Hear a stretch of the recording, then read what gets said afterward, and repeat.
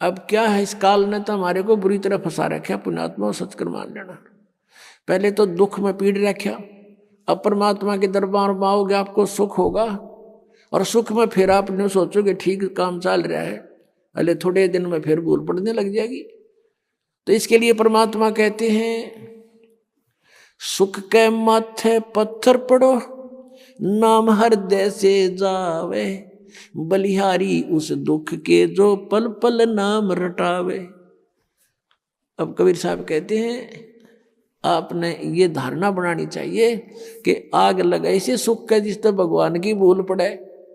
ये भगवान ऐसा सुख भी ना देना जिससे आपकी भूल पड़े, ऐसा दुख भी दिए रखना परमात्मा। धन्य है वो दुख जिससे आप याद आओ, आपके ऊपर कष्ट आए, आपने सब जगह ट्राई की, नहीं बात बनी, आप यहाँ भी ट्राई करने आए हैं कुछ तो, और यहाँ तो यह बात पक्की बनेगी जब मन में आपने सच्चे दिल तो भक्ति की और नाम ले लिया था। मर्यादा रखनी पड़ेगी, तो फिर आपको ये सुख तो होंगे ही होंगे, लेकिन इन्हीं सुखों तक सीमित मत रहना। यहाँ आने वाले को एक आगाह किया जाता है कि बरुआला आश्रम आने से पहले आप केवल दुख निवारण कराने के लिए उद्देश्य लेकर मत आना।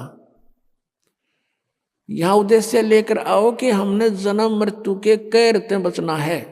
उसके साथ ये तो आपको फ्री ऑफ कॉस्ट रूंगे में दिए जाते हैं, रूंगे में। ये जो संसारिक सुख हैं, आपके कष्ट निवारण है, तो रूंगे में दिए जाते हैं। ये हमारा बिजनेस नहीं है, यहाँ हमारा उद्देश्य नहीं है।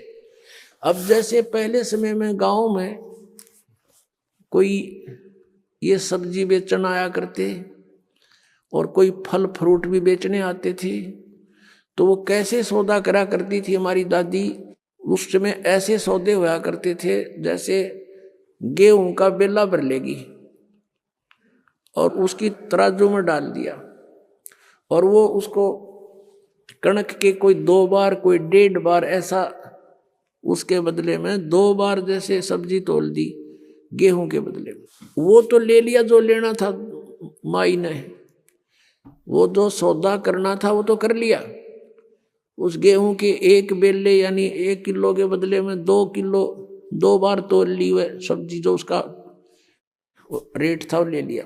फिर नो क्या करती, भाई रूंगा और दे, रूंगा मीन फ्री ऑफ कॉस्ट। वो फिर 1-2 और आलू घेर देती, नो कह ना भाई और दे, वो 1-2 और घेर देता, उसको रूंगा बोला करते, रूंगा। तो यहाँ कहने का भाव ये है कि जो असली सौदा है वो तो आपका जन्म और मृत्यु का दुख बटेगा यहाँ पर।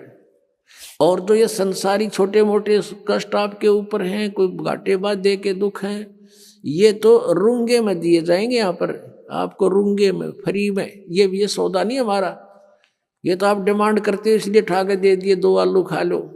तो ये जो आपके ऊपर जो कष्ट आए हैं, कोई प्रेत बाधा है, या कोई किसी ने शराब कर रखा, कोई घायल गलवा रखी है, या कोई पाप कर्म प्रारब्ध का दंड है, ये तो रूंगे में काटेंगे कबीर भगवान। आपका असली रोग तो जो है जन्म और मृत्यु का है।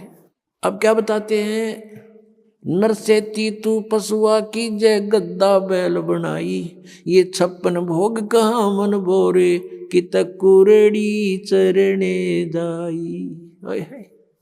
पुणात्माओं, हमने इस काल के इस झूठे सुख की भांग घनी पी रखी है, और हमारा आज यकीन ना होता कि हम गधे भी बनेंगे, और हम कुत्ते गधे सुअर बनेंगे, और वो आहार करेंगे जो आज वर्तमान में कुत्ते गधे कर रहे हैं।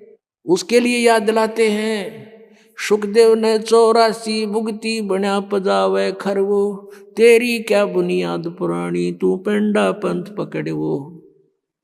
कहते सुखदेव जैसे ऋषि ने 84 लाख प्राणियों के शरीरों में कष्ट भोगना पड़ा। सुखदेव ने 84 भुगती बना पजावे खरवो, और तेरी क्या बुनियाद पुरानी, तू पेंडा पंथ पकड़ वो। कि सुखदेव ने 84 भुगती, गधा बन गया पजावे पे। पजावा होता है यहाँ पर, पजावा होता है जैसे कुम्हार लगाते थे पहले, उसमें ईंटें पकाते थे, और ईंटों के पकाने के बाद जो राख बचती थी उसके ऊपर ही और लगा देते थे, उसको कहीं डालन की जगह नहीं होती थी उनके पास, उसके ऊपर ही फिर दूसरी वर्ष लगा लेते थे, फिर तीसरे वर्ष ऐसे, तो बहुत ऊंचा ढेर हो जाता था। और गधे पे नीचे से कच्ची ईंटें डालते हैं उसके कमर के थैले पे, और नीचे से कच्ची ईंटें ले जाते हैं, कच्ची उतारते, पक्की फटाफट ठोक देते हैं उसके ऊपर, और फिर देकर डंडा नीचे को धक्का दे देते हैं। 1 सेकंड की भी उसके पास समय नहीं है, नीचे से भी लद्दा जाता है, ऊपर से भी लद्दा आता है, और कमर टूट जाती है गधे की। और शाम को आहार करने के लिए कहाँ जाता है? कुर्डियों पर, यानी बाहर मैदान में, वहाँ खाता है, फिर चारा भी बाहर चर के आता है, और सेवा को मार की करता है। और फिर टूटी कमर पर जख्म हो जाता है, उसको कौवे नोचते हैं, उसी जख्म के ऊपर आते ही कुम्हार जो कानू वो थैला रख देता है, और ईंटें भर के फटाफट उसको स्टार्ट कर देता है, लेकर लठ। और फिर देखो पुण्यात्मा, अपना शरीर यहाँ कहीं से छुल जा, खाल थोड़ी सी किसी कारण से भी, और उसके ऊपर कपड़ा भी लग जाना, कपड़ा वैसे भी आंखों में पानी आता है, इतनी पीड़ा होती है। और आज वो अफलातून जब राजा बना हुआ था, भक्ति करी नहीं, सत साधना की नहीं, आज गधा बना हुआ है, कमर टूटी है, ऊपर थैला, और थैले के अंदर से कोरस सैंड, यानी वो खोरा ईंटों का जो रेत, वो जख्म पर गिरता आकर के, और ऊपर से ईंटों की रगड़ लगती है उसके, ऐसे चलते चलते, और उसकी आंखों में से पानी आता है, वो कुछ नहीं कर सकता, विवश है। अपनात्मा, पहले तो हम भी ऐसे ही थे, अब परमात्मा की दया से आत्मा निर्मल हुई, ये बातें याद आती हैं तो भी शरीर कांप जाता है। और एक बार नहीं, असंख्यों बार है, एक बार नहीं असंख्यों बार ये कष्ट उठाए हमने। अपनात्मा, आपको कितना राहत होने जा रही है, कितना लाभ होने जा रहा है, आप नहीं समझ सकते इसको। और हम कितना कष्ट उठा चुके हैं असंख्यों बार। ये तो एक बार के गधे का एक दिन की बता रहे हैं, ये कष्ट एक दिन में ऐसा होता है, और एक गधे का जीवन कितना। अब इसलिए बताते हैं सतगुरु के उपदेश का, जय सतगुरु की संगत करते सकल कर्म कट जाई, अमरपुरी पर आसन होते जहां धूप ना छाई। यदि सतगुरु की संगत करते, शरण में आ जाते, ये नकली सतगुरुओं की नहीं बात बनती, तो कहते हैं ये कैसा दुख आपके ऊपर हो रहा है, किस प्रकार बाईपास निकालेंगे संत। अब कितने दुख होते हैं प्राणी पर, आध्यात्मिक मार्ग को आध्यात्मिक घटनाओं से ही तोला जाता है, किसी के कहने मात्र से नहीं।